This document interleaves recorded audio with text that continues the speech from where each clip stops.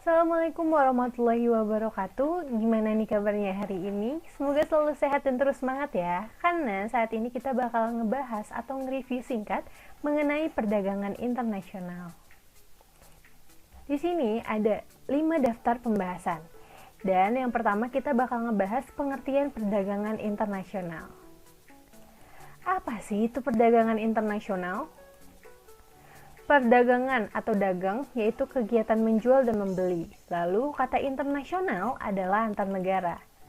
Maka perdagangan internasional adalah kegiatan jual beli barang atau jasa yang dilakukan antar negara dengan tujuan memperoleh keuntungan yang meliputi ekspor dan juga impor.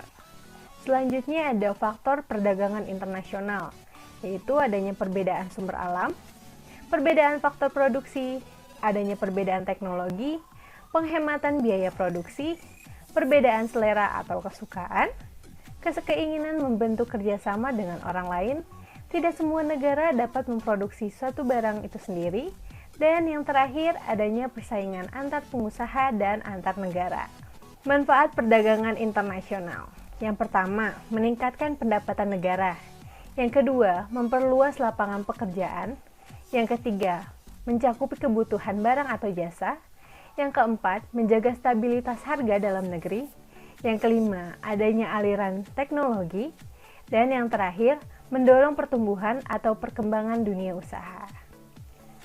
Lalu kebijakan perdagangan internasional, yaitu segala tindakan pemerintah atau negara, baik langsung maupun tidak langsung, untuk mempengaruhi komposisi, arah, serta bentuk perdagangan luar negeri atau kegiatan perdagangan dalam negeri. Kebijakan perdagangan internasional itu terbagi menjadi 3. Yang pertama ada politik proteksi, politik dagang bebas, dan politik autarki. Di sini kita bakal ngebahas politik proteksi, yaitu untuk melindungi industri dalam negeri yang sedang tumbuh dan persaingan barang-barang impor. Politik proteksi itu ada 5. Yang pertama, tarif dan bea.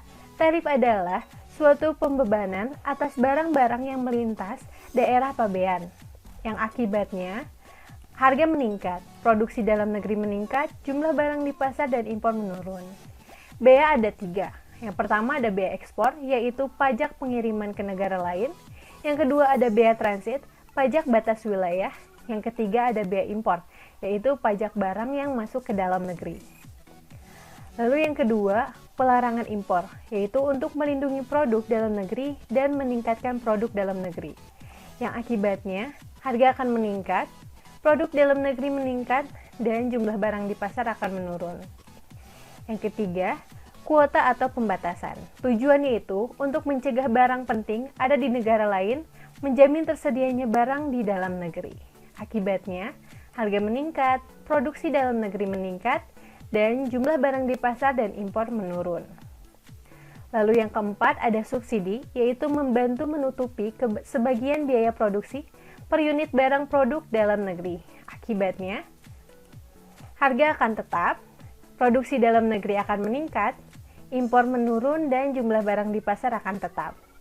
Dan yang terakhir adalah dumping, yaitu membantu menggandakan diskriminasi harga, yaitu produksi penjualan barang di luar negeri lebih murah dari di dalam negeri, dengan cara kekuatan monopoli di dalam negeri lebih besar dari di luar negeri.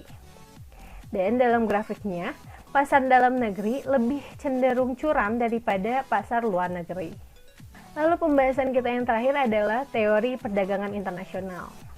Klasik. Yang pertama ada teori keunggulan mutlak absolute advantage oleh Adam Smith yang mengatakan keuntungan yang dinyatakan dengan banyaknya jam atau hari kerja yang dibutuhkan untuk membuat barang-barang produksi.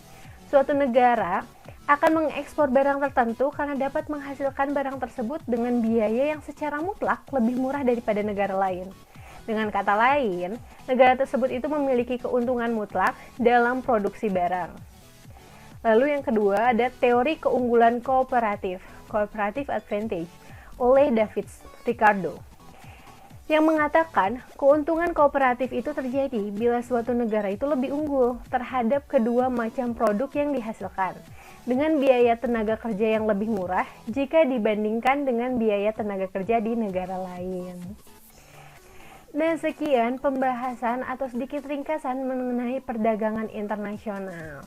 Semoga kalian tetap sehat ya, karena kalau badan kita sehat, maka otak kita akan lebih mudah untuk mencerna dan menerima suatu pembelajaran. Sekian, terima kasih. Wassalamualaikum warahmatullahi wabarakatuh.